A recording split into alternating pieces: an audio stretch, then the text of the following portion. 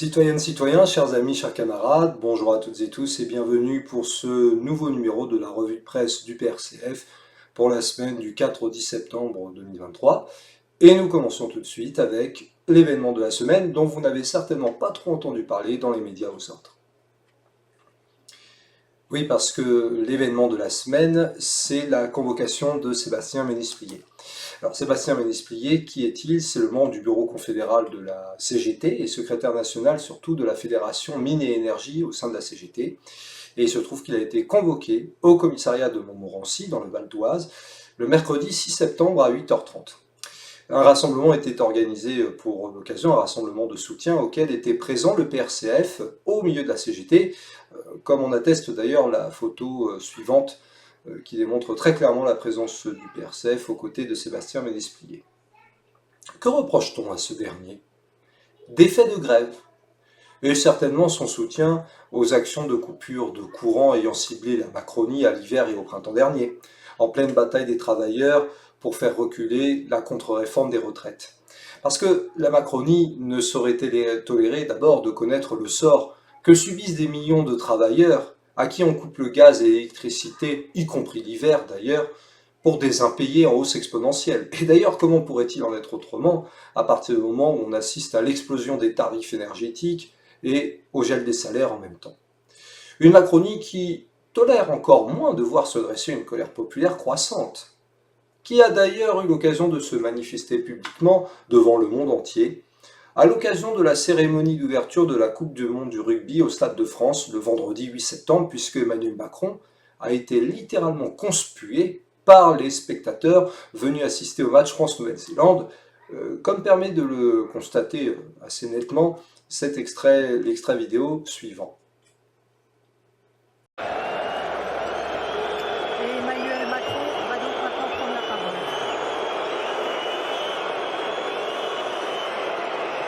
Amis du rugby,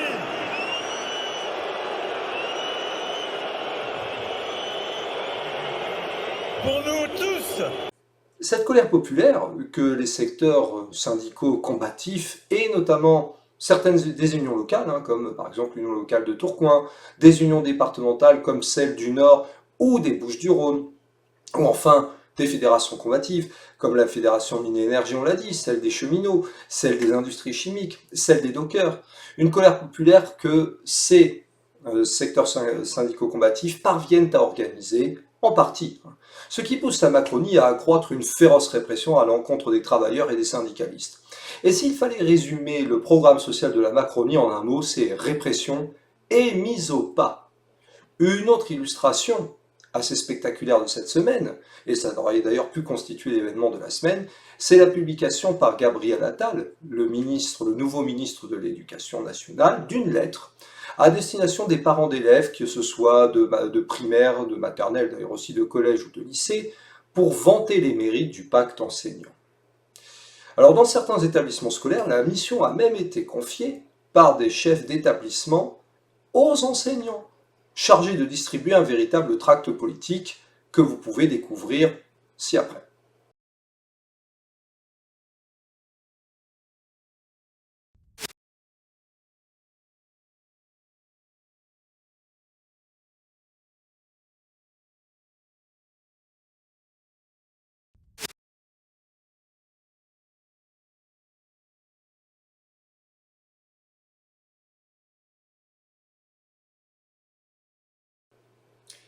C'est clairement un tract politique. Et cela explique pourquoi la FSU-SNUIPP a rédigé et proposé un contre-tract en Moselle, que vous pouvez découvrir donc justement en réponse, en réaction à ce tract de Gabriel Attal pour dénoncer toute la désinformation et les mensonges prodigués par la Macronie. Au-delà, on peut constater que c'est une violation complète du devoir de réserve que les chefs d'établissement aux ordres aiment rappeler tant aux fonctionnaires, au cas où ceux-ci oseraient s'exprimer, comme le permet pourtant la loi en tant que citoyen en dehors de la fonction d'enseignant. Dans le fond, la répression à l'égard de Sébastien Ménez-Plié et la tentative de mise au pas des enseignants illustrent une nouvelle, et pas la dernière fois pour le coup, une nouvelle fois le programme social de la Macronie. Et cela appelle plus que jamais à la seule réponse qui s'impose pour les travailleurs. Ce n'est certainement pas le pseudo-dialogue social, le grande conférence sociale ou que sait-on encore, mais c'est le combat de classe dans un syndicalisme de classe et de masse. Après l'événement de la semaine, ce qui aurait pu aussi constituer un événement, bien le chiffre de la semaine qui malheureusement est dramatique. Dramatique ce chiffre de la semaine puisque c'est au moins 2000. C'est le lourd bilan, très provisoire hélas, consécutif au séisme qui a frappé le Maroc dans la nuit du vendredi 8 au samedi 9 septembre et qui permet à Robert Lacassin, directeur de recherche à l'Institut de physique du globe de Paris, de l'université Paris-Cité, de rappeler que le Maroc est un pays où la tectonique active est modérée mais non nulle. Bien qu'il soit moins exposé que les pays de l'Est de la Méditerranée, tels que la Turquie ou la Grèce, et que l'on se souvienne d'ailleurs du séisme ayant frappé la Turquie en février dernier, le risque de séisme y est significatif, au Maroc. La côte méditerranéenne du Maroc est la zone la plus sismique du pays. Il s'y est produit le tremblement de terre d'Al Hoceima en 2004, de magnitude 6,4, qui a fait plus de 600 victimes. Mais les montagnes de l'Atlas sont également sismiques. En cela, le séisme de la nuit dernière n'est pas une surprise pour les sismologues. Ce n'est pas une surprise, mais c'est un drame humain. Une nouvelle fois. Et une nouvelle fois, comme cela est trop souvent le cas, pour les pays où la pauvreté et la misère touchent une large partie de la population, et avant tout bien sûr les travailleurs, et dans des pays où l'état des constructions laisse souvent à désirer, ce séisme a été terriblement meurtrier. Comme cela avait été le cas, on l'a dit pour la Turquie, mais aussi la Syrie, qui ont été littéralement meurtris par un séisme d'une violence rare en février 2023, un séisme qui a coûté la vie à plusieurs dizaines de milliers de personnes et à propos duquel le pôle de Renaissance communiste en France avait justement publié un communiqué que nous vous remonterons que vous pouvez retrouver sur le site Initiative communiste. Ce séisme, naturellement, on nous dira, ce sont les forces de la nature. Certes. Mais il est aussi, dans le fond, révélateur de la folie exterministe qui guide le système capitaliste. D'une part parce que le régime du roi Mohamed VI, qui est répressif envers les syndicalistes de combat et envers les opposants politiques, envers les libertés démocratiques, notamment les communistes, cherche à inscrire le Maroc dans le cadre de la mondialisation capitaliste. Et d'autre part, alors que l'espace méditerranéen est de plus en plus confronté aux catastrophes naturelles et anthropiques, parce que l'activité humaine y contribue, au-delà des séismes, la montée des eaux, les incendies dramatiques qui ont frappé la Grèce et l'Algérie encore cet été, et tant d'autres choses, eh bien les forces capitalistes poursuivent, malgré tout, le mode de développement mortifère pour la terre et les travailleurs que fustigeaient déjà en leur temps Marx et Engels. Raison de plus pour s'approprier la dialectique de la nature d'Engels et de poursuivre un combat franchement écologiste, comme le fait le PRCF. Et vous retrouverez d'ailleurs l'ensemble des travaux de la Commission écologie-agriculture à l'occasion de la fête de l'humanité à laquelle participera le PRCF cette année. Cela implique de repenser radicalement le système productif et tout ce qui en dérive, les transports, les énergies, les habitations, la nourriture. Mais aussi le rapport à la nature qui ne saurait être exploité, donc exterminé, par la folie de l'hubris capitaliste, sous peine de conduire l'ensemble de la planète au désastre.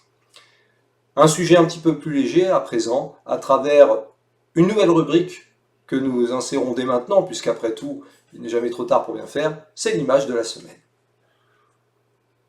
Et cette image, elle nous vient de Châlons-en-Champagne, dans la Marne. Châlons-en-Champagne, ville dirigée par Benoît Staparu, qui est le maire de la ville, qui est ancien secrétaire d'État et ministre délégué au logement dans les gouvernements Fillon, lorsque Nicolas Sarkozy était président de la République. Eh bien, nous vous laissons admirer cette image de la semaine. Et oui, vous retrouvez Fabien Roussel, communiste avec des guillemets de son État, en compagnie de Bernard Cazeneuve, son nouvel ami, et son potentiel allié, comme l'avait d'ailleurs proclamé Roussel lors de sa réélection à la tête du PCF-PJE à l'occasion du 39e congrès en avril 2023. Nous pouvons voir que tous les deux sont guirés et très heureux de se retrouver. Et Bernard Cazeneuve, faut-il le rappeler, ancien ministre de l'Intérieur du gouvernement Valls sous la mandature Hollande, et qui a violemment réprimé les travailleurs et les syndicalistes de combat, refusant la destruction du Code du travail, au printemps 2016, ce qui est intéressant, c'est que ce brave Bernard Cazeneuve est tout heureux de lâcher ce commentaire, très heureux de retrouver Fabien Roussel pour un moment convivial, à l'occasion de la foire de Châlons en Champagne, où nous avons été accueillis par Benoît Apparu. Il est vrai que Fabien Roussel n'en est pas à sa première pause joyeuse avec des ennemis de classe, c'est pas une nouveauté. Un petit exemple, que l'on se souvienne du cliché l'immortalisant bras dessus, bras dessous, avec la Versaillaise Valérie Pécresse lors de la fête de l'Humanité en 2021. Si jamais vous avez un doute, vous pouvez voir la photo qui apparaît très clairement. Et au passage, rappelons qu'après avoir débattu avec Valérie Pécresse, c'est toujours une demande de Fabien Roussel, le débat, etc., républicain, avec les forces ennemies évidemment, c'était en 2021, et bien rappelons que Fabien Roussel débattra à la fête de l'Humanité en 2023 avec Édouard Philippe. Et d'ailleurs, la presse aux ordres n'a pas hésité de saluer cet événement. Alors, si jamais des camarades du PCF-PGE ont encore un doute sur la parfaite compatibilité de Roussel avec la réaction, et ça passe, ainsi que sur son entente plus que cordiale avec les forces dites social-démocrates, ce qui est quand même en légère contradiction avec une ligne vraiment communiste, au regard de la politique menée par Cazeneuve et compagnie, nous espérons que ce nouvel épisode, qui est tout sauf un dérapage ou un accident, leur permettra de vraiment se poser des questions au sujet de la direction du PCF-PGE et au sujet du projet PCF is back que promeut Fabien Roussel, en anglais naturellement. et ça passe. Et s'ils veulent militer au sein d'une formation communiste hostile à toute entente avec l'oligarchie euro-atlantique, qui n'hésite plus à franchir le pas et à soutenir le pôle de renaissance communiste en France, dont les débats à la fête de l'Humanité auront une autre allure. Et il suffit pour cela de jeter un œil sur le site Initiative communiste, où vous pourrez retrouver l'entièreté du programme. L'avantage de l'image de la semaine, c'est qu'elle nous permet d'enchaîner dans la lignée avec la personnalité de la semaine. Et cette personnalité, c'est Léo de Fontaine, l'ancien secrétaire général du mouvement Jeunes communistes de France, qui a été désigné tête de liste du PCF-PGE pour les élections européennes en juin prochain. Eh bien, Léo de Fontaine s'est livré à un jeu de questions-réponses que nous diffusons intégralement parce que cet entretien vaut vraiment son pesant d'or. L'URSS est-elle un modèle? Non. Mélenchon a-t-il la stature d'un président de la République? Non. Les Européens polluent-ils trop? Oui. La France doit-elle sortir de l'Union Européenne? Non. Le Parti communiste doit-il sortir de la NUPES? Non. Après, la NUPES, c'est un accord législatif, donc les députés restent dans la NUPES. L'Ukraine doit-elle entrer dans l'Union Européenne immédiatement? Non. Les traités européens doivent-ils rester au-dessus des lois françaises? Non. Le Parti communiste veut-il imposer la dictature du prolétariat? Non. Les énergies renouvelables sont-elles plus fiables que le nucléaire? Non. Léon de Fontaine sera-t-il député européen en 2024? C'est évident. Fabien Roussel est-il le meilleur candidat pour la gauche en 2027? C'est évident également. Et voilà, vous avez pu apprécier l'ensemble de ces réponses. Moi, qu'on puisse dire, ce que Léo de Fontaine s'inscrit parfaitement dans la continuité du communisme New Look, tant vanté par Yann Brossa, qui, rappelons-le, était tête de liste aux élections européennes de 2019, au cours desquelles, d'ailleurs, le PCF-PGE avait obtenu le même score que le parti animaliste. Donc vous voyez que c'est clairement dans la continuité de ce communisme New Look, et ça se situe parfaitement dans la ligne rousselliste qui a été adoubée lors du 39e congrès qui s'est tenu à Marseille en avril dernier. Dans le fond, cette vidéo est parfaitement révélatrice de plusieurs éléments. Et d'abord de l'obsession de la direction décommunisée du PCF-PGE à l'égard de Jean-Luc Mélenchon. Jean-Luc Mélenchon, l'anti-mélenchonisme primaire, si vous voulez, qui était déjà affirmé à l'automne 2018.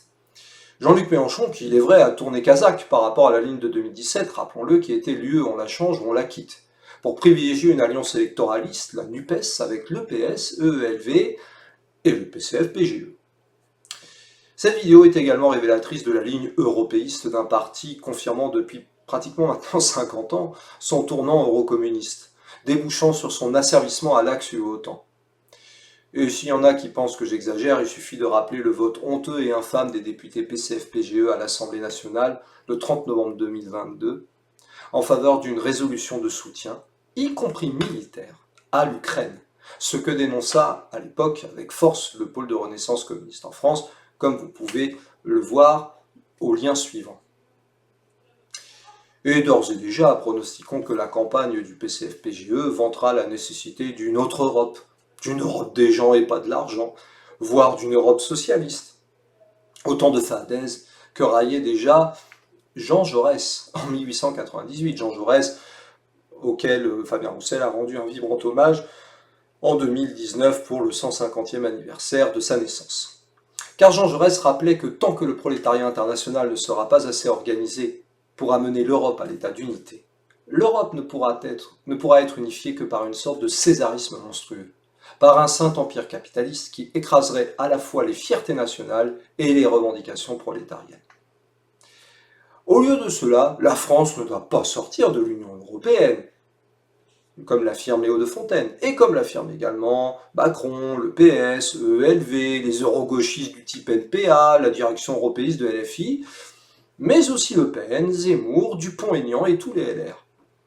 En somme, le PCF-PGE apparaît plus que jamais comme un parti de l'ordre établi. Et d'autant plus que Léo de Fontaine affirme dans cette vidéo son autophobie et son anti-marxisme-léninisme, à la fois par son rejet de l'URSS, rappelons-le, pays quand même vainqueur de l'Allemagne nazie, auquel le PRCF a rendu hommage lors du 80e anniversaire de Stalingrad en février 2023, et par son refus aussi d'appliquer la dictature du prolétariat, dont Marx et Engels, sans même parler de Lénine, ont montré qu'elle était inéluctable et constitue la base pour un pouvoir socialiste en mesure de construire le communisme. Là encore, nous avons une sortie digne de son maître Roussel, qui sur LCI en janvier 2021, rappelons-le, assimilait le centralisme démocratique à la pratique macroniste du pouvoir, comme le rappelle très clairement la vidéo suivante. Ah bah aujourd'hui c'est le centralisme démocratique dans ce pays, hein. Celui qu'on a reproché à mon parti d'ailleurs. Le président est enfermé dans ce bunker, ils sont à 15, ils se réunissent et ils décident. Nous avons demandé un débat au Parlement, il aura lieu là, mardi, mercredi au Sénat. Et j'espère qu'il n'y aura pas de décision avant et que les parlementaires, dans leur diversité, pourront exprimer leurs opinions, leurs propositions et qu'elles seront prises en compte. Enfin, c'est quand même ça la démocratie. Et s'il y avait urgence, mais on peut nous réunir samedi et dimanche, hein, ça ne nous dérange pas. On a déjà siégé le week-end. Hein. Si le président parle dimanche et qu'on vous réunit mardi, mercredi, vous dites que ça sert à rien. Ça sert à rien. Mais enfin, si c'est ça, on n'ira pas au Parlement. Il parlera devant des chaises vides, le Premier ministre. Non, mais enfin, faut pas se moquer du monde.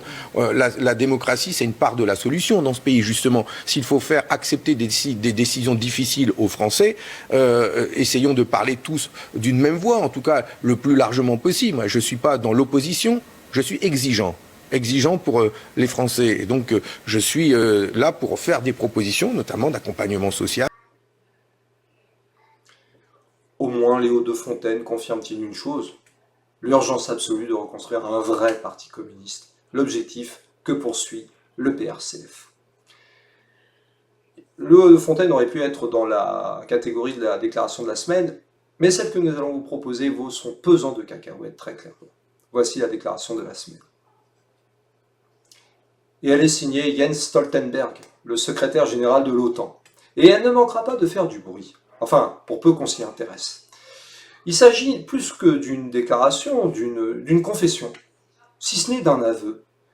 Une confession prononcée à la Commission des Affaires étrangères du Parlement européen le jeudi 7 septembre 2023, dans un discours dont voici les extraits les plus spectaculaires qui ont été naturellement traduits en français. The background was that President Putin declared in the autumn of 2021, and he actually sent a draft treaty that he wanted NATO to sign to promise no more NATO enlargement. That was what he sent us.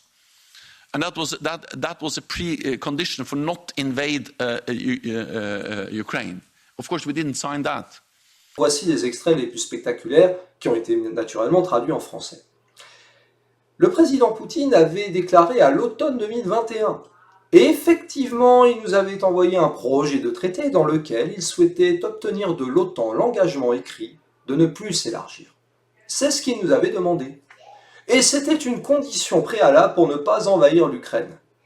Bien évidemment, nous n'avons pas signé cet engagement. Et c'est le contraire qui s'est produit. Il voulait que nous signions cette promesse de ne plus jamais élargir l'OTAN. Il voulait que nous supprimions notre infrastructure militaire chez tous les alliés qui ont rejoint l'OTAN depuis 1997. En gros, l'Europe centrale et orientale, Pologne, Hongrie, République tchèque, Slovaquie, etc. c'est-à-dire la moitié de l'OTAN, toute l'Europe centrale et orientale. Nous aurions dû retirer l'OTAN de cette partie de notre alliance en introduisant une sorte de plan B, ou de membres de seconde classe. Nous avons rejeté tout ça.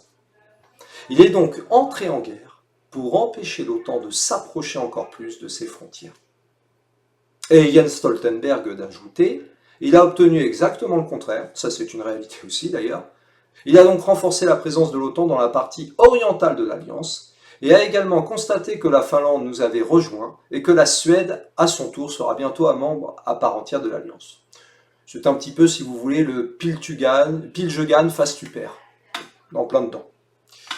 Alors, pour tous les ukrainophiles et tous les fanatiques de l'Axe OTAN qui s'interrogeraient sur la source et seraient déjà tentés de dénoncer un complot potentiel, nous vous communiquons naturellement la source originale, qui d'ailleurs, signalons-le, a été bien sûr relayée par des journalistes qui font leur travail, parce qu'il y en a, ça existe. Au passage, nous vous conseillons de bien enregistrer cette source avant que la police de la pensée applique la directive européenne du 25 août 2023, donnant naissance au règlement européen sur les services numériques, Digital Service Act en anglais bien entendu. Un règlement européen sur les services numériques qui cible notamment les appels à la révolte, sans aucune précision juridique. Inutile de préciser que le mouvement des Gilets jaunes, ou ce que l'on a appelé les printemps arabes, n'aurait eu aucune chance de faire effet boule de neige avec ce genre de texte. En tout cas, au PRCF, nous remercions fortement Jens Stoltenberg de confirmer tout ce que nous ne cessons de dire depuis que nous avons fait notre première déclaration publique, le jour même de l'intervention russe en Ukraine, le 24 février 2022, et que vous pouvez retrouver au lien suivant, avant que nous nous prononcions de nouveau dans une déclaration adoptée par le comité central le 6 mars 2022, en appelant à sortir définitivement de la guerre en Ukraine. Et vous retrouverez là encore cette déclaration au lien suivant, sur Initiative communiste. Alors, soyons clairs une bonne fois pour toutes. Oui, le fauteur de guerre majeur dans le monde est l'impérialisme états-unien avec tous ses supplétifs, UE du capital, Arabie Saoudite, Israël, Japon, Australie ou tout ce que vous voulez. Oui, la guerre en Ukraine a débuté en février 2014, quand le gouvernement de Kiev a commencé à violemment réprimer les populations russophones du Donbass, poussant ainsi au rattachement des républiques populaires de Lugansk et de Donetsk à la Russie, après qu'il y ait eu un référendum à Lugansk et à Donetsk, et à l'intervention russe en Crimée. Oui, la Russie est en position avant tout défensive face à l'élargissement continu de l'OTAN depuis la fin de ladite guerre froide. Rappelons d'ailleurs que, au moment de l'écroulement du pacte de Varsovie, des promesses orales, mais que valent-elles dans les bouches d'ailleurs des oligarques capitalistes, avaient été faites à l'euro-liquidateur Gorbatchev de ne pas élargir l'OTAN après cette dissolution du pacte de Varsovie. Oui, le régime poutinien est aussi un régime bourgeois contre-révolutionnaire, qui a violemment attaqué les bolcheviks 4 jours avant le début de l'intervention russe en Ukraine, et qui a réprimé les camarades communistes en Russie, dont d'ailleurs l'ancien député de la Douma Vladimir Bessonov, qui a participé au 80e anniversaire de la victoire de Stalingrad organisée par le PRCF le 4 février dernier, un événement d'ailleurs au cours duquel des sympathisants du régime pro-nazi de Kiev, d'origine ukrainienne, étaient venus perturber la victoire de Stalingrad. Et il est clair que de ce point de vue, la Russie poutinienne n'est certainement pas un régime anti-impérialiste.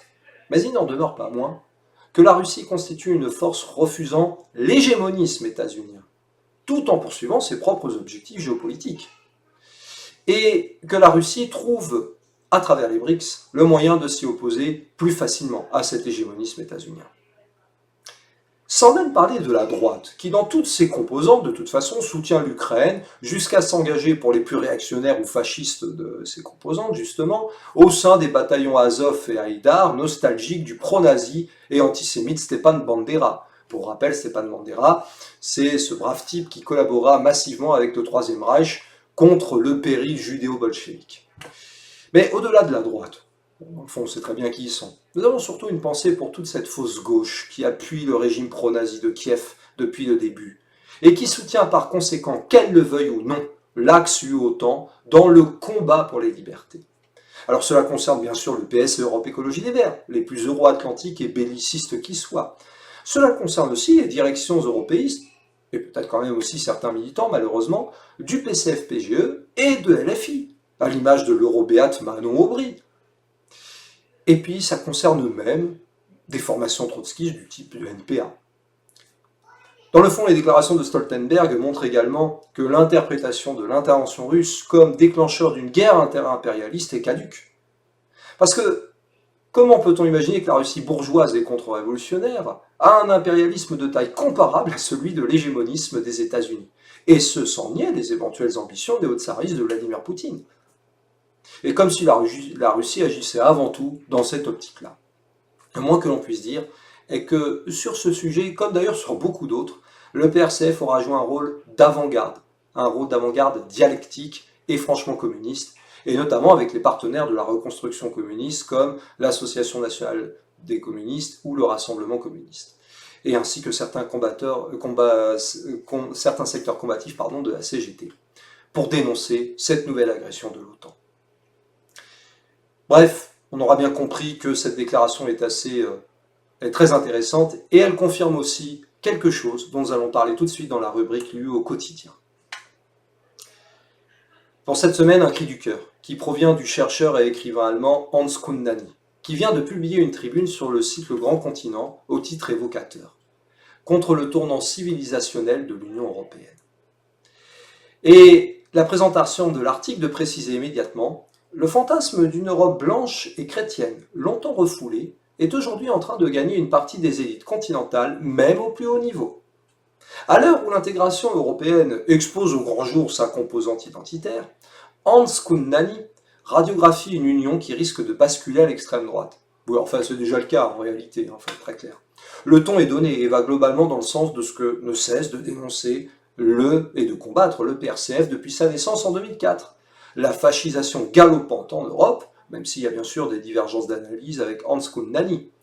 Parce que d'emblée, l'auteur précise qu'après la Seconde Guerre mondiale, c'est l'identité civique qui a émergé, du moins parmi les élites, centrée sur le projet qui allait devenir plus tard l'Union. Pourtant, lorsque ces élites ont cherché à donner au projet européen une légitimité et un caractère sensible, plus ethnico-culturel de l'identité européenne, au point aujourd'hui de confondre l'idée civique et l'idée ethno-culturelle de l'Europe. Et de préciser que le développement de l'identité européenne moderne a coïncidé avec l'émergence de l'idée de blancheur, et s'est largement superposé à elle. Parallèlement à l'ambition finalement du renouveau de l'empire de Charlemagne que proclama fièrement Richard Coudenhove-Kalergi, un aristocrate européiste zélé, qui a été le premier à recevoir le prix Charlemagne en 1950 pour la promotion de l'idéal européiste. Et rappelons que notre cher Macron, lui, a reçu le prix Charlemagne en 2018, soit dit en passant. En réalité, derrière les mythes de l'économie sociale de marché, de l'Europe sociale que nous vendent les européistes béats, l'auteur rappelle que les pro-européens ont toujours été tentés d'invoquer des idées ethniques et culturelles plus anciennes de l'Europe, au point de favoriser ce que Hans Kundnani appelle un civilisationnisme défensif, qui puise en grande partie dans l'ambition géopolitique des années 1920 d'une grande Europe, dont la promotrice avant-gardiste a toujours été l'extrême droite réactionnaire et fasciste. Et à ce sujet, nous nous permettons de rappeler que dans le numéro 52 ou 53, vérification doit être faite, d'Étincelle, eh bien un article à propos des concepts d'Occident et d'Europe apparaît très clairement pour montrer que ce sont des concepts d'extrême droite, une extrême droite contre laquelle il faut plus que jamais mener le combat idéologique, et ce qui nous amène à la dernière rubrique de la semaine, l'actualité idéologique et culturelle. Et cette semaine, une suggestion de film, avec la sortie du film Anti-Squat, le mercredi 6 septembre, dont vous pouvez retrouver la bande-annonce ici. On a pris un avocat et il nous dit de faire une demande d'expulsion. Faites ce que vous avez à faire.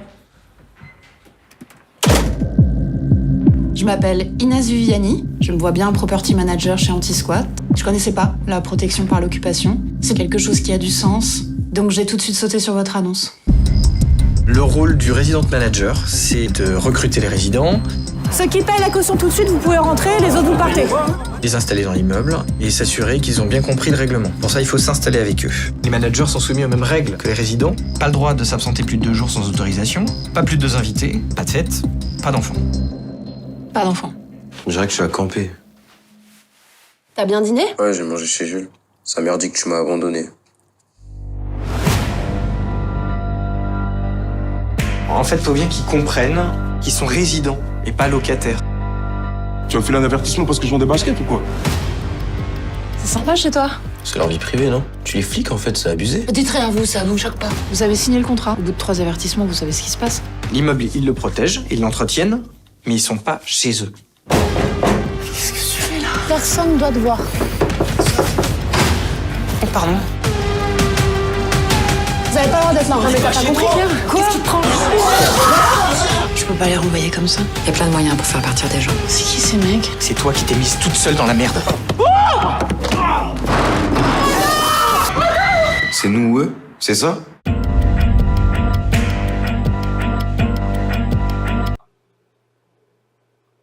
Ce film raconte l'histoire d'une femme, Inès, qui est jouée par Louise Bourgoin, et de son fils, menacés d'être expulsés de chez eux pour cause d'incapacité à honorer le loyer, ce qui pousse Inès à se battre pour enfin trouver un emploi. Elle est prise à l'essai chez Anti-Squat, une société qui loge des personnes dans des bureaux inoccupés pour les protéger contre les squatteurs. Quel est son rôle? Recruter les résidents et faire respecter un règlement très strict. En fait, ce règlement, qu'est-ce que c'est? C'est l'application de la loi dite anti-squat, adoptée en 2016 et qui permet aux personnes qui en bénéficient de payer un loyer réduit pour occuper des locaux déserts. Mais attention parce que les conditions sont drastiques. Les résidents peuvent être expulsés pendant la trêve hivernale. Ils n'ont pas le droit de faire venir des enfants, des animaux et plus de 2 invités dans les locaux. Ils ont aussi l'interdiction de s'exprimer dans les médias et de s'absenter plus de 2 jours sans autorisation. Louise Bourgoin incarne ici une mère seule et désargentée qui accepte de faire appliquer ces règles dans l'espoir de survivre avec son fils adolescent. Au risque cependant de tomber dans une logique ultra répressive, face aux résidents tentés de contourner les règles, la plupart du temps pour survivre en fait, et dans le même temps d'enfreindre elle-même les règles, puisqu'elle fait installer son fils discrètement sur le site. Cette situation est parfaitement résumée par Nicolas Silol, le réalisateur et co-scénariste du film. Mon intention était de donner cette vision d'un monde où des travailleurs motivés, flexibles et précaires exploitent d'autres travailleurs flexibles et précaires dans une zone de banlieue non identifiée. En tout cas, sont amenés à exploiter. Et cela renvoie à un classique des divisions tiraillant les classes populaires, ce que Marx et Engels avaient déjà analysé au sujet de la révolution de 1848, lorsque les ouvriers avaient été férocement réprimés à la suite de la fermeture des ateliers nationaux, et une répression qui avait notamment dans ses rangs des soldats issus pour partie de ce que Marx et Engels appelaient le Lumpenprolétariat. Le cinéaste précise également que le film vise à porter à réfléchir sur la restriction des libertés, la servitude volontaire, que la Boétie avait notamment analysé dans son ouvrage éponyme en 1574, et face à ces dérives, la tentation de la révolte. Le moins que l'on puisse dire est que ce film correspond à l'ère du temps, et Nicolas Silol l'a déjà montré en 2017 avec la réalisation de Corporate, traitant du sujet du management qui tue, dans tous les sens du terme d'ailleurs, les travailleurs. Au sujet d'Anti-Squat, le réalisateur rappelle que ce sont 15 millions de personnes qui sont dans une situation fragile par rapport à leur logement. Ça représente près d'un quart de la population, ce qui en fait un sujet de préoccupation majeure. Et d'ailleurs, un récent article précis et concis sur la question du logement, qui est une question centrale effectivement pour des millions de travailleurs, au même titre au passage que la nourriture, que l'énergie, la santé ou l'éducation, a d'ailleurs été publié sur le site Initiative Communiste, faisant en partie écho à ce film de fort belle facture, et vous pouvez d'ailleurs retrouver cet article au lien suivant. Mais si l'article fait écho au film, il ne fait écho qu'en partie. Parce qu'on ne peut s'empêcher de souligner que ce film est vraiment dans l'air du temps à tous les niveaux. L'accent est en effet mis sur la recherche individuelle de solutions, et sur en gros le système D, ce qui est une réalité vécue par des millions de travailleurs, mais qui occulte cependant les combats menés pour une véritable alternative politique en mesure de rompre avec ce qui est au cœur du drame humain vécu par les acteurs du film et par des millions de travailleurs, à savoir la misère et l'exploitation inhérente au système capitaliste et à ses structures politiques, du MEDEF aux institutions supranationales du type FMI, et bien sûr en passant par la mortifère du capital. Mais en même temps, comment pourrait-il en être autrement quand les partis établis de gauche, dits de gauche, refusent d'engager frontalement le combat contre l'Axe-OTAN? C'est ce à quoi invite le PRCF naturellement à travers ses revues de presse et à travers la fête de l'humanité, et vous aurez l'occasion de le découvrir encore plus au moment de la fête de l'humanité à partir du vendredi 15 septembre. Voilà pour cette nouvelle revue de presse que vous pouvez retrouver sur la chaîne YouTube du PRCF, que vous retrouverez forcément sur le site Initiative Communiste et sur l'ensemble des réseaux sociaux. N'hésitez pas bien sûr à diffuser, à commenter si vous le souhaitez, à approuver, à dire éventuellement des critiques, c'est normal, on est là aussi pour cela. Mais plus que jamais, heureusement qu'il y a cette revue de presse du PRCF pour une information franchement communiste face à un ennemi de classe qui malheureusement ne cesse de devenir de plus en plus répressif et violent avec le temps. Plus que jamais, soutenez le PRCF et sa revue de presse. Le combat continue, camarades.